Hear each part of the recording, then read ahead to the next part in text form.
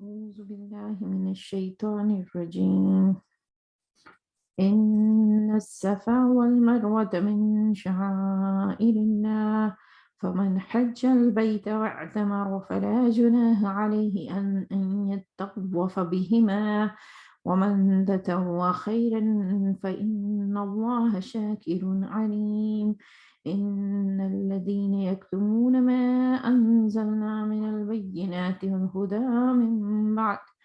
من بعد ما بيناه للناس في الكتاب أولئك يلعنهم الله ويلحم اللعائنون. إن الذين تابوا وأصلحوا وبينوا فأولئك أتوب عليهم وأنا التواب الرحيم. إن الذين كفروا وماتوا وهم كفار أولئك عليهم لعنة الله والملائكة والناس أجمعين خالدين فيها لا يخفف عنهم العذاب ولا هم ينظرون. وإلهكم إله واحد لا الہ الا هو الرحمن الرحیم۔ یقیناً صفا اور مروہ اللہ کی نشانیوں میں سے ہیں، لہٰذا جو شخص بیت اللہ کا حج یا عمرہ کرے اس کے لیے کوئی گناہ کی بات نہیں کہ وہ ان دونوں پہاڑیوں کے درمیان سعی کرے، اور جو بارضا اور رغبت کوئی بھلائی کا کام کرے گا اللہ کو اس کا علم ہے اور وہ اس کی قدر کرنے والا ہے۔ جو لوگ ہماری نازل کی ہوئی روشن تعلیمات اور ہدایات کو چھپاتے ہیں، درا حالانکہ ہم انہیں سب انسانوں کی رہنمائی کے لیے اپنی کتاب میں بیان کر چکے ہیں۔ یقین جانو کہ اللہ بھی ان پر لعنت کرتا ہے اور تمام لعنت کرنے والے بھی ان پر لعنت بھیجتے ہیں۔ البتہ جو اس روش سے باز آ جائیں اور اپنے طرز عمل کی اصلاح کر لیں اور جو کچھ چھپاتے ہیں اسے بیان کرنے لگے، ان کو میں معاف کر دوں گا اور میں بڑا درگزر کرنے والا اور رحم کرنے والا ہوں۔ جن لوگوں نے کفر کا رویہ اختیار کیا اور کفر کی حالت ہی میں جان دی، ان پر اللہ اور فرشتوں اور تمام انسانوں کی لعنت ہے۔ اسی لعنت زندگی کی حالت میں وہ ہمیشہ رہیں گے، نہ ان کی سزا میں تخفیف ہوگی اور نہ انہیں پھر کوئی دوسری مہلت دی جائے گی۔ تمہارا رب ایک ہی رب خدا ہے، اس رحمان اور رحیم کے سوا کوئی خدا نہیں ہے۔ صدق اللہ العظیم۔ آیات 158 سے لے کر 163 تک۔ رب اشرح لی صدری ویسر لی امری واحلل عقدۃ من لسانی یفقہوا قولی۔ آپ سب کو السلام علیکم ورحمۃ اللہ۔ ہمارا ایک بہت ہی سبق آموز لیسن چل رہا ہے، پچھلے کچھ سیشنز تھے جس میں ایک ایسی آیت آئی ہے جس کو سمجھنے سے ہمیں اپنے زندگی میں ہونے والے واقعات کے اور اس کے نتیجے میں جو سوال پیدا ہوتے ہیں اس کے جواب ملتے ہیں۔ مثلا ایک چھوٹا سا جواب جو مجھے ملا اپنی زندگی کے حوالے سے، کہ آپ کے ساتھ بھی ہوا ہوگا کہ بعض اوقات آپ کچھ لوگوں کے سوچتے ہیں کہ ان کا قریب ہونا ہمارے لیے فائدہ مند ہے، لیکن اللہ تعالیٰ کچھ لوگوں کو آپ کی خواہش کے برعکس دور کر دیتا ہے، تو اس پر آپ سوچتے ہیں کہ نہیں اتنے اچھے لوگ مجھ سے کیوں دور ہوئے۔ تو اللہ تعالیٰ کی اس میں مشیت ہوتی ہے، اور اس آیت نے یہ جواب دیا کہ نقصان لوگوں کا نقصان ہوگا۔ تو میں یہ سمجھتی تھی کہ صرف جب کوئی فوت ہو جائے تو اس نقصان کی بات ہو رہی ہے، لیکن یہاں پہ بات ہو رہی ہے کہ زندہ لوگ بھی آپ کی زندگی سے دور کیے جا سکتے ہیں، اس میں اللہ کی کوئی بہتری ہوتی ہے۔ جیسے حضرت یعقوب علیہ السلام کبھی نہیں چاہتے تھے کہ ان کے بیٹے ان سے دور ہوں، لیکن اللہ کا جو پلان تھا اس حساب سے ان کو یہ نقصان دیکھنا پڑا، کیونکہ اللہ کے پیش نظر بہت بڑی پکچر ہوتی ہے، وہ حکیم ہے، وہ جاننے والا ہے۔ اب اس میں سے مجھے اپنی اس بات کا جواب ملا، لیکن جو چیز کنفیوز کرتی تھی ہمیشہ وہ یہ تھی کہ بات ہو رہی تھی کہ ہم تمہیں ٹیسٹ کریں گے اور یہ ٹیسٹ ہو سکتے ہیں، پھر صبر کی بات ہو رہی تھی، تو ایک دم سے بیچ میں پہاڑوں کا ذکر آ گیا نا، تو میرا دماغ کبھی اس کو لنک نہیں کر سکتا تھا کہ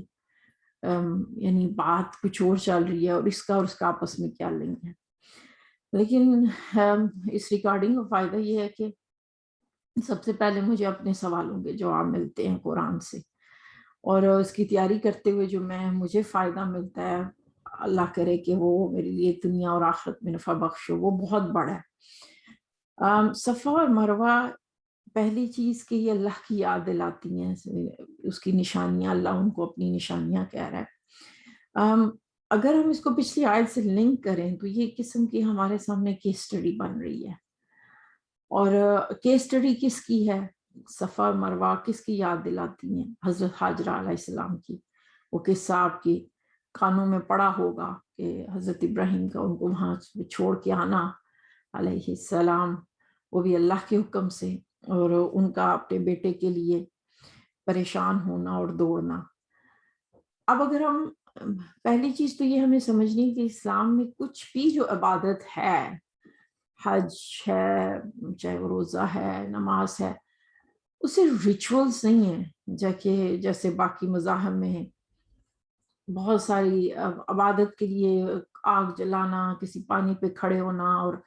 کئی ریچولز ہیں نا، اور اس کے پیچھے کوئی لاجک ہونا ضروری نہیں ہے لوگوں کے لیے۔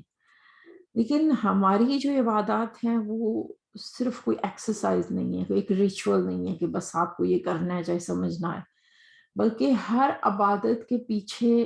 کوئی فلسفی ہے، کچھ سکھانا مقصود ہے۔ خالی وہ عبادت مطلب نہیں ہے، جیسے آرمی کو ٹریننگ دی جاتی ہے تو وہ ٹریننگ ایکسرسائز، ہر ایکسرسائز کے پیچھے کچھ مقصد ہوتا ہے۔ تو صفا مروہ اگر حج کا حصہ بنا اور اس کو درمیان صحیح کرنا، اس ریچول کے پیچھے فلسفی کیا ہے، تو اس کو ہم پچھلی آیت سے ریلیٹ کریں گے کہ اس میں ہم نے پڑھا نا کہ تمہیں آزمایا جائے گا، جس میں ذکر آیا خوف کا، بھوک کا، کسی چیز کے گھاٹے کا۔ تو یہاں پہ ہمیں وہ ساری آزمائشیں اکٹھی دکھتی ہیں۔ اس ویران جگہ پہ خوف کی کیفیت کا ہونا، پھر بھوک، پھر پریشانی، یہ سب کچھ حضرت حاجرہ علیہ السلام کو پیش آیا۔ آپ تھوڑی دیر کو تصور کریں، جیسے ہم کورونا وائرس کی اپیڈیمک سے گزرے ہیں، تو ایسے میں لوگوں نے بھوک کو دیکھا، اور بہت سارے لوگوں کے لیے جاب لاسز ہوئے، بہت سارے خاندانوں میں جانوں کا نقصان ہوا۔ تو اگر ہم ان سچویشن، یعنی جو کچھ ہم نے ابھی آبزرو کیا، چاہے وہ میڈیا کے تھرو یا اپنے ارد گرد یا گلی محلے میں یا جہاں پہ بھی، تو ہم اس پکچر کو ذہن میں رکھتے ہوئے امیجن کر سکتے ہیں حضرت حاجرہ علیہ السلام کا وہ واقعہ تصور کریں کہ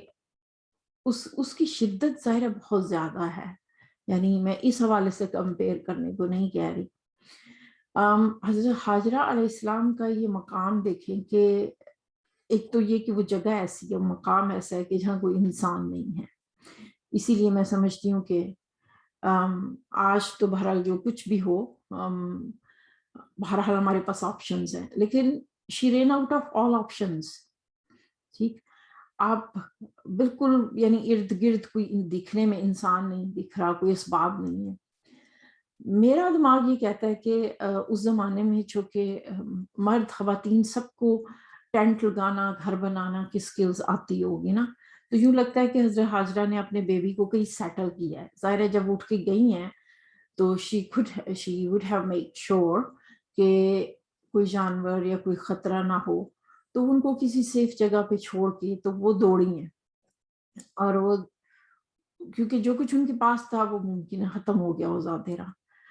اب وہ پہاڑ پہ چڑھی ہیں، یہ یعنی ایک جیسے ایک ماں کے اندر بے چینی تھی کہ بھائی شاید میں دور سے دیکھوں اور مجھے کوئی دور پانی دکھ جائے، کوئی قافلہ دکھ جائے، کوئی ایسی چیز جو ہماری مدد کر سکے۔ تو اس کو سیفٹی کی حالت میں یقین، اور بچہ ظاہر بے چین ہو رہا ہے، اب جو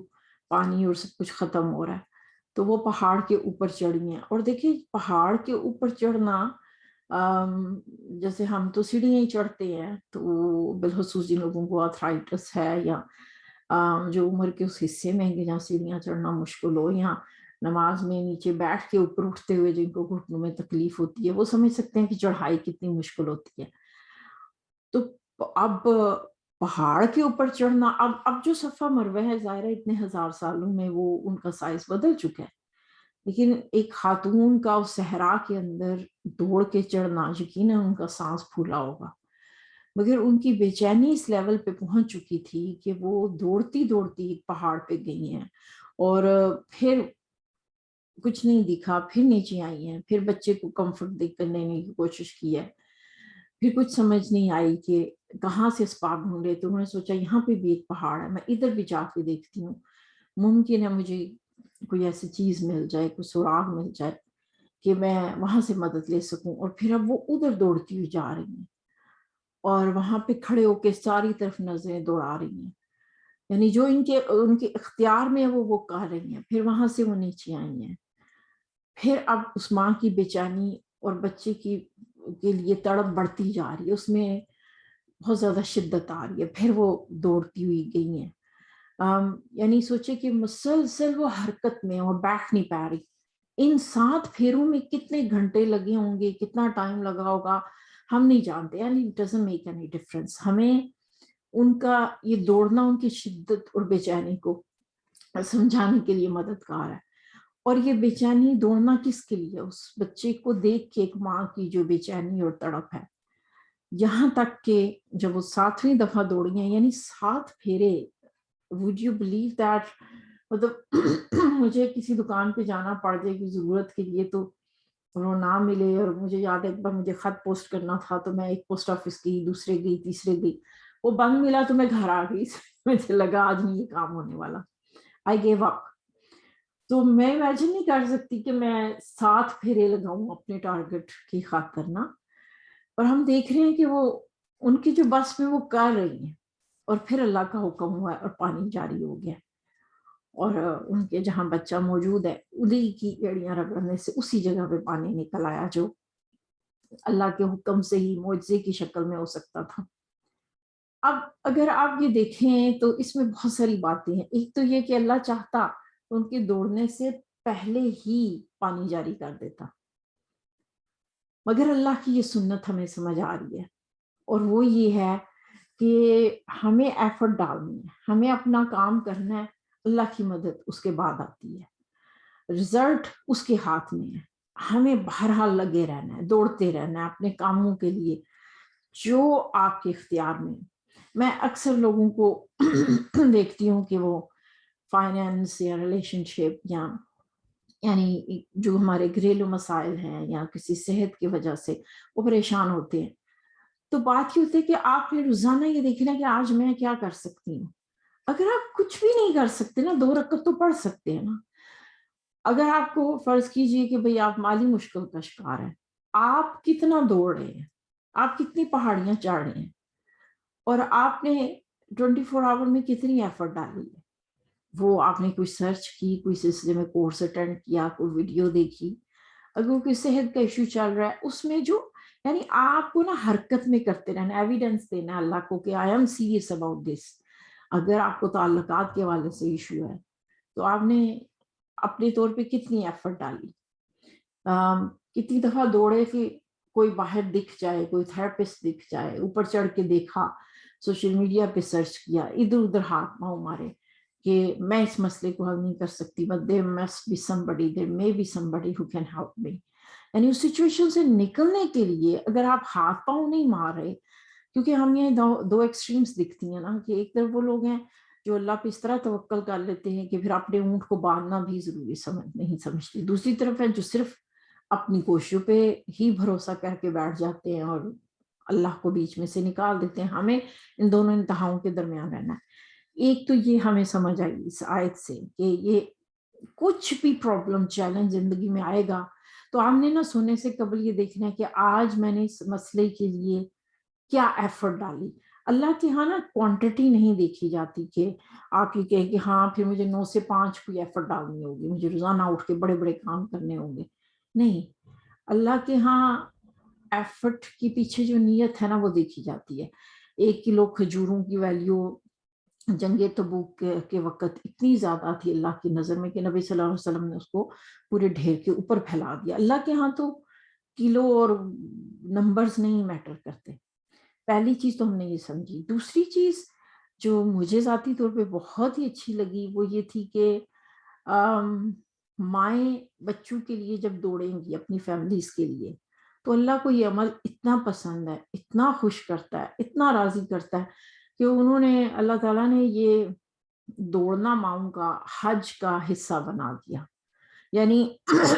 پوری دنیا کو سکھایا کہ میری نظر میں ماؤں کی ویلیو یہ ہے،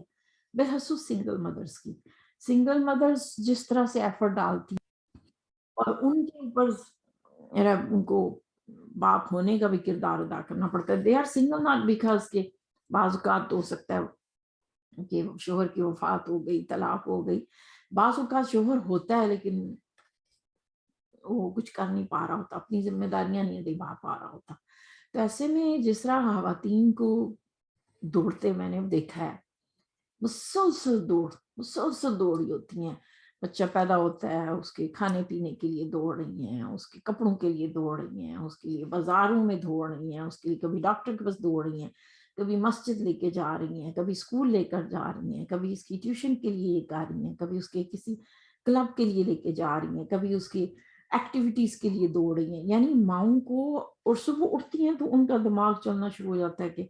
یعنی ان کے پورے دن کی پلاننگ اس طرح ہوتی ہے کہ مجھے میرے فلانے بچے کی نیڈ یہ ہے، مجھے فلانے بچے کے لیے کرنا ہے. تو پھر میں سوچ رہی کہ اللہ تعالیٰ کو حضرت حاجرہ کا ایک ماں کا دوڑنا اتنا خوش کر گیا. تو وہ خواتین جو حضرت حاجرہ بھی اس وقت ایک سنگل پیرنٹ ہے نا، حضرت ابراہیم علیہ السلام تو جا چکے، تو اللہ کو پھر یہ ماؤں کا دوڑنا کتنا پسند آتا ہوگا. تو پھر کتنی خوشی ہوتی ہے کہ there is someone watching out for you, there is somebody looking at you، اور وہ مسکراتا ہوگا آپ کی اس کو دوڑ کو دیکھ کے، اور یہ چیز آپ کے دل کو صبر دیتی ہے. یہ دل آپ کو، یہ ظاہر ہے کوئی اگر اپریشیٹ کرنے والا ہو which nobody is going to do it for you، یہاں پہ کوئی اپریشیشن نہیں ملتی. بہت کم اور خوش قسمت لوگ ہوتے ہیں جو اپنی بیویوں کو اپریشیٹ کرتے ہیں کہ تھینک یو کہ تم اتنا دوڑ رہی ہو ان بچوں کے لیے، جن کو اللہ توفیق دے. ورنہ یہ کہ اپریسیشن بہت کم ملتی ہے، الٹا کرٹیسزم ملتا ہے. مجھے پیرنٹنگ کے کورس زیادہ تر اس لیے اپیل نہیں کرتے کہ اس پہ ماؤں پہ کرٹیسائز سے بات شروع کی جاتی ہے، مائیں آج کل یہ نہیں کرتی، یہ نہیں کرتی، وہ لیزی ہوتی ہیں، ہمارے زمانے میں یہ ہوتا تھا. نو، آئی ڈونٹ ایگری. ایک ماں کو اللہ نے ماں بنایا، شی از ٹرائنگ ہر بیسٹ. تو اب یہ دیکھیں کہ ماں کا جو درجہ ہے، پھر ہمیں سمجھ تو ہے اس کی، لیکن اس سے یہ بھی سمجھ آئی کہ اللہ تعالیٰ نے ماؤں کی مدد کرنا، ماں اور بچے کی مدد کرنے کو بہت اہم قرار دیا. جیسے بیوہ مطلقہ کی مدد کرنا، اس کو بہت بلند درجہ دیا گیا ہے دین میں. تو اس کا مطلب کہ اگر آپ کے خاندان میں کوئی سنگل مدرس ہیں تو make sure if you can offer some help, do that. آپ کی ٹو ڈو لسٹ میں رہنا چاہیے. آپ کے محلے میں ارد گرد جو بھی سنگل مدرس ہیں، جو بھی آپ ان کے لیے کچھ کر سکیں، وہ ضائع نہیں جائے گا. اور جب ہم مدد کی بات کرتے ہیں تو it's not always about money. قول معروف، دو تسلی کے بول وقت پہ بول دینا، ایک بھی ایک بہت بڑا سہارا ہوتا ہے. اب سوسائٹی میں یہ کام رہنا چاہیے. اور دیکھیے ارحام، رحم، اللہ نے رحمان رحیم اپنا نام بھی نکالا. رحم وہی ہے، ماں کا ووم ہے، اس کے لیے بھی لفظ ہے. تو اب اس سے ہمیں یہ سبق ملا کہ ایفرٹ ہم نے مسٹ ڈالنی ہے، ہم نے ساری زندگی دوڑتے رہنا ہے. پھر اس کے بعد اللہ کہاں سے جواب دے گا. پانی صحرا کے اندر سوکھی ریتلی زمین سے پانی نکل آتا ہے، یہ اللہ ہی قادر ہے. صرف اللہ ہی ہے جو ایسے رزلٹ ایسی جگہوں سے مدد کر سکتا ہے. اور ہم نے اپنی زندگی میں دیکھا بھی، ایسا ہوتا بھی ہے کہ مدد آتی ہے. ہاں، جس شکل میں ہم چاہ رہے ہوتے ہیں ممکن ہے اس میں نہ آ رہی ہو. کسی کا اگر میں نے دیکھا ساتھی، زندگی کا ساتھی تکلیف دے ہے تو اس کو اللہ اکثر ایسے لوگ دے دیتا ہے، ایسے دوست، ایسے لوگوں کے دل اس خاتون کے لیے کھول دیتا ہے جو اس کے لیے اجنبی ہوتے ہیں مگر they are sincere for her. تو it could be help can come in any shape and any size. پھر ایک اور چیز جو ہمیں اس آیت سے سمجھنی ہے کہ صفا مروہ کو اللہ یہاں مقدس کہہ رہا ہے. یہ دو پہاڑیاں چونکہ ان کے اوپر بت رکھ دیے گئے تھے تو شبہ پیدا ہو رہا تھا کہ کیا ان کے اوپر اب باغنا اور وہ عبادت کے لیے صحیح ہے. تو اللہ نے اس کو کلیئر کیا کہ ہاں وہ ہٹا دو، وہ گندگی ہے بتوں کی، اس کو پاک کر دو، مگر یہ پہاڑیاں اٹسلف مقدس ہیں، اللہ کی نشانیاں، اور یہ رہیں گی۔ اگر کسی جگہ کو مقدس یا کہنا ہے کہ یہاں دعائیں قبول ہوتی ہیں یا اس جگہ کی ایک خاص اہمیت ہے، تو قرآن ہمیں یہ سکھاتا ہے کہ یہ پوزیشن صرف اللہ کے پاس ہے، اس کی زمین ہے، صرف وہی جانتا ہے کہ کہاں کون سا مقام ہے جس کو اس نے ویلیو دینی ہے، اور پھر وہاں پہ کرنا کیا ہے۔ یعنی میں اور آپ اٹھ کے کسی بھی جگہ کو مقدس نہیں کر سکتے، اور ہمارے پاس یہ بھی اختیار نہیں ہے کہ ہم یہ کہیں کہ اچھا بھائی یہ جگہ پاک ہے تو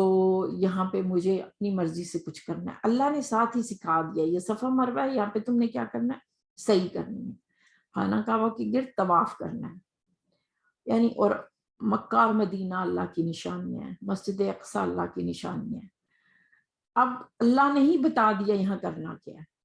اب میرے اور آپ کے پاس کوئی اختیار نہیں رہا کہ ہم ان چیزوں کو بدل دیں یا مکہ اور مدینہ کی جگہ اٹھا کے کوئی دنیا کا اور ملک جو ہمیں کتنا ہی اچھا لگے اس کو اس کی جگہ رکھ دیں، یہ اختیار نہیں ہے۔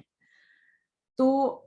پتہ نہیں یہ اختیار کہاں ہماری سوسائٹی میں آیا کہ کسی کی بھی جگہ کو، چاہے وہ آج مزار ہیں یا کوئی جگہ بنا دی گئی۔ مجھے یاد ہے کہ ہمارے بچپن میں ایک واقعہ ہوا تھا، اور وہ باقاعدہ اخباروں میں بھی چھپا، اور بڑا شرمناک اور تکلیف دہ واقعہ تھا کہ کسی شخص نے کوئی مزار تھا جہاں پہ کسی گاؤں والے بہت زیادہ عقیدت کے لیے جاتے تھے، اور آپ کو پتہ ہی ہے کہ مزاروں میں اکثر شرک یا اعمال ہوتے ہیں، اور وہاں پہ انہوں نے دعا کرنی، اور یعنی اس جگہ کو مقدس بنا کے تو پھر وہاں پہ انہوں نے عبادات کرنی شروع کر دی، اور کسی وجہ سے وہاں کی ڈگنگ کرنی پڑی، تو پتہ چلا کہ وہ قبر جو ہے وہ ایک گدھے کی تھی، انسان کی تھی ہی نہیں۔ اور پھر اس کی جب انویسٹیگیشن کی گئی تو پتہ چلا کہ کسی شخص نے، اس کے پاس کوئی روزگار نہیں تھا تو اس نے یہ طریقہ نکالا، اس کا گدھا مار گیا تو اس نے اس کی قبر بنا کے تو مشہور کرنا شروع کر دیا کہ یہاں پہ کوئی بہت بڑے بزرگ ہیں، اور اس طرح کر کے اس نے اپنا بہت عرصے تک اپنا جو دھندا چلاتا رہا۔ پڑھ کے تکلیف تو ہوئی لیکن ساتھ ہی حیرت بھی ہوئی کہ کون لوگ ہیں کہ جنہوں نے بغیر تحقیق کے کوئی مطلب اٹھ کے کسی بھی جگہ کو کلیم کر دے کہ بھئی یہ جگہ مقدس ہے یا آپ نے یہ ریچولز کرنے۔ نہیں، ایسا ممکن نہیں ہے، ہم میں سے کسی کے پاس یہ اختیار نہیں ہے۔ اب خود ساختہ جگہوں پہ جانا اور غلط کام کرنا، اس کو ہم ریلیٹ کر سکتے ہیں کہ آگے بڑی سخت آیات آ رہی ہے چھپانے کی، کہ جو لوگ اللہ کی آیات کو چھپاتے ہیں ان پر اللہ کی لعنت ہے، بڑی سخت آیات آئی ہیں۔ ابھی بات ہو رہی تھی صبر کی، اور پھر یہ کیسے لوگوں پہ اللہ کی صلوات ہوں گی، اللہ کو اس کی طرف سے سلیوٹ ہوگا وہ لوگ جو صبر کرتے ہیں۔ اب بالکل اپوزٹ بات چلے گی، اللہ کی لعنت ہوگی۔ آپ نے ایک حدیث سنی ہوگی، بڑی خوبصورت حدیث ہے کہ جس کا مفہوم کچھ ایسے ہے کہ جب کچھ لوگ اللہ کے ذکر، اللہ کے دین کو سیکھنے سکھانے، اس کی کتاب کو پڑھنے کے لیے جمع ہوتے ہیں تو پہ فرشتے نازل ہوتے ہیں، سکینہ نازل ہوتی ہے، وہ جگہ کو گھیر لیا جاتا ہے۔ تو اس طرح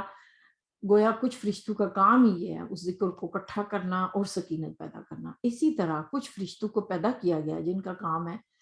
لوگوں پہ لعنت بھیجنا، اور پھر ان پہ اللہ کی لعنت ہے۔ یہ کون سا جرم ہے کہ جس کے لیے ایک دم سے صلوات پہ اور اتنی سخت بات ہوگی کہ دل کانپ اٹھتا ہے سوچ کے کہ کون سا عمل ہے جس پہ اتنی شدید بات کر دی ہے۔ اگر تو ہم اس کو بنی اسرائیل سے کریں ریلیٹ، تو بنی اسرائیل کے لیے تو بات گزر چکی ہے، اب ہم دیکھ رہے ہیں کہ پچھلی مسلسل آیات پہ اس امت سے بات کی جا رہی ہے، تو ہمارے پاس یہی راستہ بچتا ہے کہ ہم اس کو اپنے آپ کو مخاطب سمجھیں۔ اور بنی اسرائیل کی کیس اسٹڈی ہم پڑھ چکے کہ ان کا یہ جرم تھا کہ انہوں نے وہ چھپایا، اور اللہ نے پھر ان پر لعنت کی۔ تو اب یہاں پہ بہرحال یہ امت مخاطب ہے کیونکہ مسلسل یہی آیات آ رہی تھی، اور ہمیں اس ٹیسٹ کی بھی بات کی گئی کہ تمہارے لیے ایسا ٹیسٹ بھی آئے گا کہ تمہیں ٹیرورسٹ کہا جائے گا، اور تم سوچو گے کہ چلو بھئی اچھا ہے کہ ہم کوئی دین پہ بات ہی نہ کریں، بات کریں گے مشکل میں پڑیں گے۔ یہاں تک ہوا کہ لوگوں نے اپنے مسلمانوں والے نام بدل لیے تاکہ بھئی ہم ایڈجسٹ ہو سکیں، حجاب اتار دیے کہ کسی طرح ہم سوسائٹی میں ایکسیپٹیبل بن جائے۔ اور ہر وہ چیز جو سوسائٹی ڈیمانڈ کرتی ہے اس پہ کرتے چلے جائیں. اور ٹاپ آف دیٹ جو بہت بڑا جرم بنی اسرائیل میں تھا جس کو اللہ نے بار بار بار بار بار بار مینشن کیا، یہ تھا کہ اس کی جو عوام ہے وہ یہ سوچتی تھی کہ ہمارا کام نہیں ہے کہ ہم کتاب سیکھیں اور سکھائیں. بلکہ آج بھی میں نے اتفاق ہوا مجھے کوئی پروگرام دیکھنے کا کہ جہاں پہ چرچ میں یہ لوگ اتوار کو خطبہ دیتے ہیں، تو آپ حیران ہوں گے کہ وہ جو ان کا پادری خطبہ دے رہا ہوتا ہے نا، پبلک میں سے کسی کو نہیں پتا ہوتا کہ کون سی آیت کو کہاں سے کوٹ کر رہا ہے، وہ بالکل بلینک ہوتے ہیں. یعنی کنسپٹ ہی نہیں ہے اہل کتاب کی عوام میں کہ ہمیں جو ہے وہ اپنی کتاب کو سیکھنا ہے، سمجھنا ہے. پھر یہی کنسپٹ جب ہم میں آیا تو ہمارے اندر یہ آیا کہ یہ علماء کا کام ہے، یعنی اس کے لیے اجازت ہونا ضروری ہے. آپ نے پتہ نہیں 7 قسم کے علوم آپ کو آتے ہوں تو آپ تفسیر کر سکتے ہیں. یعنی اتنا مشکل بنا دیا گیا کہ ایون جب میں یہ ریکارڈنگ کرتی ہوں قرآن کی، میرا کوئی بیک گراؤنڈ نہیں ہے، مجھے عربی زبان نہیں آتی، مجھے قرآن کی اس طرح تفسیر وہ کرنا نہیں آتا. مجھے کیا آتا ہے کہ یہ کتاب اللہ نے میرے لیے بھی نازل کی ہے اور میں بھی اس میں مخاطب ہوں. میرے لیے میں ادھر ادھر سے جو بھی سمجھ سکتی ہوں، جو مجھے سمجھ آتی ہے، وہ میں اپنی فرینڈز کے ساتھ، اپنے حلقے کے ساتھ، آپ کے ساتھ شیئر کرنا چاہتی ہوں. میرا کوئی ایسا بیک گراؤنڈ نہیں ہے کہ، اور نہ ہی میں یہ کہوں کہ پہلے میں اس کوئی مقام پہ پہنچوں، ایک عالمہ بنوں اور بہت لیول پا لوں، تو تب میرے لیے وہ ممکن نہیں ہے بچوں اور گھر کی ذمہ داریوں کے ساتھ. اور مجھے نہیں لگتا کہ آپ میں سے بھی ہر کے لیے پاسبل ہے کہ ہر کوئی عالمہ بن جائے. آپ کو اگر بلغ عنی ولو کان آیا، نبی صلی اللہ علیہ وسلم نے آخری خطبے میں یہ فرمایا تھا کہ مجھ سے بات آگے پہنچانا، ایک آیت بھی آتی ہے تو آگے پہنچانا. آپ کو قل هو اللہ احد بھی آتا ہے تو کافی ہے. اس انتظار میں بیٹھنا کہ ایک دن آئے گا کہ ہمیں بہت سارا قرآن آ جائے گا، ہم سکھائیں گے، ایسا ممکن نہیں ہے. یہاں پہ یہ کہ ہمارے پاس کوئی بہت فارغ وقت ہوگا اور ہم تبلیغ کے لیے نکلیں گے. یہاں پہ مرد خاتون کسی کی تخصیص نہیں ہے. تو ہم خواتین بھی بہت بڑے دھوکے کا شکار ہیں کہ ہماری ذمہ داری نہیں ہے اسلام کے لیے کچھ بھی کرنا یا تبلیغ کرنا. یا تو روز قیامت جب امت سے حساب ہوگا تو یہ تھوڑی اناؤنسمنٹ ہوگی کہ خواتین ذرا الگ ہو جائیں یا ان پڑھ تھوڑے الگ ہو جائیں. ہم خواتین ہی تو ہیں. کیا آج کی کوئی خواتون کالج یونیورسٹی اسکول نہیں جاتی؟ کیا ہم کوئی اور سبجیکٹس نہیں پڑھتے؟ میں ایسی خواتین کو جانتی ہوں جنہوں نے PhD ڈگریز ہے، ماسٹرز کیے ہوئے ہیں، تو اور پھر پوری زندگی میں کبھی اس کتاب کو نہیں سیکھا اور سمجھا. تو اگر ہم، اور بالخصوص آج کے دور میں جب کہ قرآن آپ ایک کلک کرتے ہیں تو کسی بھی عالم کو سن سکتے ہیں، آج کے دور میں اگر کوئی قرآن کے علم سے دور ہے تو اس کی اپنی غلطی ہے. پرانے زمانے کے لوگ شاید ایکسکیوز دے سکیں کہ ان کے لیے ایک ایک مہینے کا سفر کرنا، فائنینشلی وقت نکالنا بہت مشکل ہوتا تھا. لیکن میں اور آپ کیا ایکسکیوز دیں گے کہ ہم وقت نہیں نکال سکے؟ ہم تو کوکنگ کرتے ہوئے بھی مجھے اتنا اچھا لگتا ہے کہ بہنوں کی عادت ہے ساتھ کوئی لیکچر پلے کاری ہوتی ہیں، ہفتے میں کوئی نہ کوئی ایک لیکچر سننا ان کی عادت ہے. اور کچھ بہنیں تو ایسی ہیں جو روز بھی 10 منٹ لگا دیتی ہیں. اب بات یہ کہ ہم نے اپنی میں کہا نا دوڑنا صفا مروہ کے درمیان، ہم نے اپنی ایفرٹس ڈالتے رہنا ہے. میری ایک چھوٹی سی ایفرٹ ہے کہ 1-2 باتیں مجھے سمجھ آتی ہیں میں آپ سے شیئر کرتی ہوں. آپ کا جن لوگوں سے رابطہ ہے، اور وہ بھی نہیں ہے کہ فون کر کے آپ نے کہنا ہے کہ جی آج مجھے یہ بات سمجھ آئی میں تبلیغ کرنے لگی. نہیں، آپ بچوں سے باتیں کرتے ہیں، دوستوں سے کرتے ہیں، باتوں باتوں میں آپ بیچ، جب آپ کے پاس علم ہوتا ہے، اویئرنیس ہوتی ہے، تو آپ وہ انفارمیشن شیئر کرتے ہیں. اور ظاہر ہے کہ ہم میں سے کوئی بھی کبھی اس مقام پہ نہیں پہنچ سکے گا کہ جس میں وہ کہے کہ اب میں عالم بن گیا ہوں، میں عالمہ بن گئی ہوں، کیونکہ زندگی نام ہے سیکھتے رہنے کا. الحمدللہ ہم خوش قسمت ہیں کہ ہمارے دور میں بہت اچھے علماء ہیں، اور ہر دور میں ہماری امت میں ایسے علماء رہے ہیں جنہوں نے اس دین کو سمجھا ہے اور آگے سے کتابی شکل میں یا آڈیوز یا ویڈیوز بنا کے ہم تک پہنچایا ہے. تو اب ہمارا یہ ذمہ داری بنتی ہے. اور ایک چیز اور ایڈ کرنا چاہوں گی کہ جب بات سیکھنے کی، قرآن سیکھنے آئی کی، ابھی میں نے آپ کو اگزامپل دی کہ کسی نے گدھے کی قبر پہ کو مزار بنا کے تو اس کو مقدس قرار دیا. تو ہو سکتا ہے نا کہ کوئی اگر صومالیہ میں تھا، پیدا ہوا، سوڈان میں ہوا، پاکستان میں، انڈیا، بنگلہ دیش، اور اس کا براٹ اپ ایک کلچر میں ہوا، اور بڑے ہو کے پتہ چلا کہ اچھا یہ جو میں اسلام سمجھ کے کاری تھی، فلانا دن، فلانی مقدس جگہ، فلانی عبادت کاری تھی، بہت ساری چیزیں جو میں کر رہی تھی وہ تو دین میں نہیں ہے. تو ایسے میں جب پتہ چل جائے اور پھر آپ اس کو چھپائیں اور اس لیے اس پہ نہ چلیں، یا جیسے نا روز قیامت کچھ لوگ ہوں گے کہ جو تھے مسلمان، خود کو مسلمان سمجھتے رہے، لیکن ایک دیوار آ جائے گی اور اعلان ہوگا کہ تم اس پار نہیں آ سکتے، اور ان کو کفار کے ساتھ کھڑا کر دیا جائے گا، اور وہ خود بھی حیران ہو کے کہیں گے کہ ہم تو مسلمان تھے. تو ان کا جرم کیا ہوگا کہ سمجھتے تھے کہ یہ بات دین میں نہیں ہے، یہ بدعت ہے، یہ صحیح نہیں ہے. چھوڑ دے باقی لوگ کیا کہتے ہیں، آپ کے دل میں نے گواہی دی کہ ہاں یہ بات کلچرل ہے، ہمارے دین میں نہیں ہے، لیکن اس لیے اس کو نہ چھوڑا کہ پھر کرٹیسزم ملے گی، پھر گھر والے کیا کہیں گے. اور میں نے اگر سب کی سارے نہیں حجاب پہن رہے، کوئی نہیں نماز پڑھا، یا یہ کہ حق بات سمجھ گئی اور پھر نہ اصلاح کی،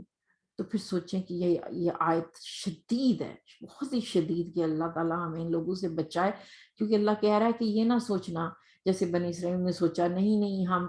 ٹھیک ہے، ہم غلط کر بھی لیں تو شفاعت تمہاری پکی ہے، ہمیں اللہ کے ہاں چند دن کا عذاب ملے گا، لیکن پھر ہمیں جو ہے وہ چھوڑ دیا جائے گا. تو یہ غلط فہمی تھی جس کا قرآن نے ذکر کیا. اللہ نے کہا تمہاری بھی پکڑ ہوگی اسی طرح. تو ہمارے ہاں یہ سوچنا کہ نہیں شفاعت تمہاری پکی ہے کیونکہ مسلمان پیدا ہوئے، تو اللہ تعالیٰ نے یہاں پہ لفظ استعمال کیا ہے کہ ان پر لعنت ہوگی، اور جو بینات یعنی واضح ہونے کے بعد چھپائیں گے ان پر ان کی پکڑ ہوگی. خالدین فیہا کا لفظ آیا، ہمیشہ کے لیے وہ رہیں گے. اور